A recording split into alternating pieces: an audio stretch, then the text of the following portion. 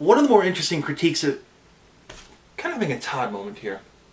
One of the more interesting critiques that I've ever seen of this show is that I am not a reviewer, I'm much more of a commentator. Well, actually, I'd kind of disagree. I'm not a reviewer and I'm not a potato, let alone a common one, but okay. I'm doing this show on the internet, therefore I have to get some reviewer cred, so okay, I'll review a game this week. I happen to pull up the guidelines for reviewing games on the internet. It's out there, I found it. Okay, so let's see here. First you must do an old nostalgic title. Okay, I think we can cover that, definitely. Okay, you need to have a hard copy of the game so you can prove your hardcore level.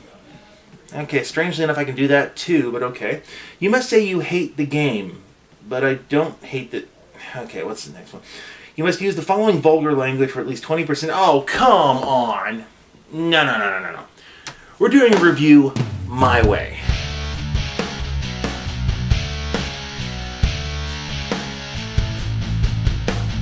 Hello.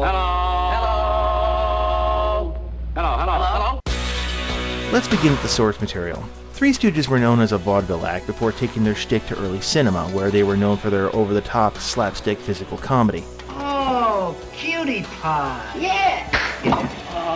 Get off of that carrot. No. Get off of that carrot. Come on, get out of here. Okay, I can't be serious about this anymore. If you've never seen anything by the Three Stooges, I gotta ask where you've been, because they've made a long-term impact on entertainment. Alright, fine, it's not as cerebral as the Marx Brothers could get, but it was just funny stuff. A lot of you guys could learn something by watching the Stooges. And like everything else, it was turned into a video game. Now, we're going to be talking about the NES version on this particular episode, but it was made and ported into all the major consoles at the time. You had the Commodore, the Amiga, PC, and the Apple... Yeah, I'm just that old.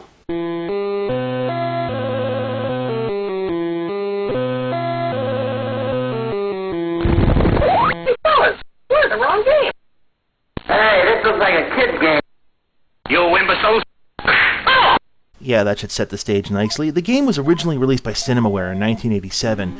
It was later ported by Beam Software and released by Activision. The game is set up as a series of mini-games, which predates MarioWare by decades, so take that, you young whippersnappers. Now, the plot. It's kind of tropey, but it's about par for the course of an average Three Stooges film. A mean banker wants to foreclose on an orphanage and gives the widow who runs it 30 days to come up with the money. The Stooges, upon hearing this, set out on a quest to raise money for themselves to save the orphanage. Predictable? Yeah, but that's about the plot of most of the Stooge films anyway.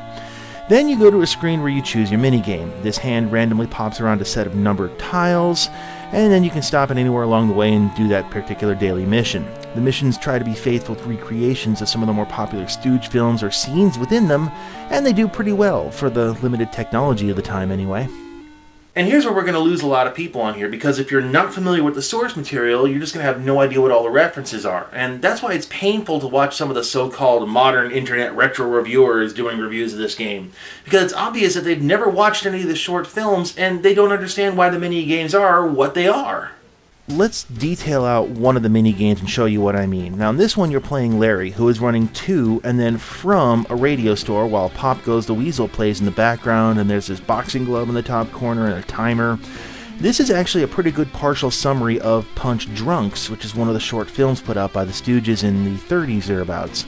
Now let's go to the other ones. The go-kart minigame is a reference to a scene in Men in Black. The oysters are from a scene in Dutiful But Dumb. And the waiters... And there we were, in mud, up to here. Well, any given pie fight from any given short. But if you're not familiar with all the movies, you're going to get completely lost on these mini-games and why you're doing them. There's also a couple other optional games as well. There's a trivia game, which dives into the really obscure stuff. There's a safe option, which isn't all it's cracked up to be, and a couple others. Now, sometimes on the bar, you'll see these mouse traps. If you land on that, you lose one of your hit fingers, and if you hit 4 fingers, well, the game ends then and there. You might also notice that the hand speeds up over time, and there's only one surefire way to slow it down. Stooge food. You imbeciles. See that? You need to show your mastery in Stooge Foo in order to slow the hand. I can't do this too long. Okay, it's not the most fluid translation of this kind of slapstick that the Stooges were known for, but I take this in the same vein as the rest of the game. A lot of references without going too far in depth. Now the game mechanics, they're a little weird. Depending on the minigame, the controls feel either way too floaty or way too unforgiving, and I think this is what throws most people off from the game. It feels like the minigames are developed with similar sprites, but with different crews working on them. Okay, how about the ending? Well, there's a bunch of possible endings. There's one if you fail, one if you do well, one if you do moderately well, and then there's the best ending that you can... It's really hard to get. I've gotten it only once in my life. It just depends how much money you raise within that 30 days.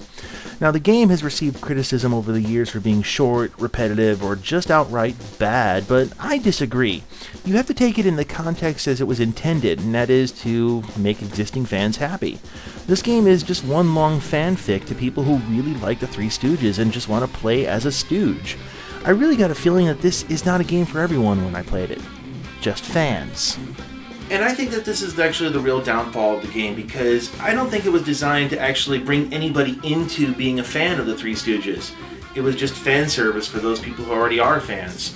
And if it wasn't actually maybe it's better this way, because the game really wasn't half bad, but it really wasn't half good neither, and don't want to introduce people the wrong way to the Three Stooges.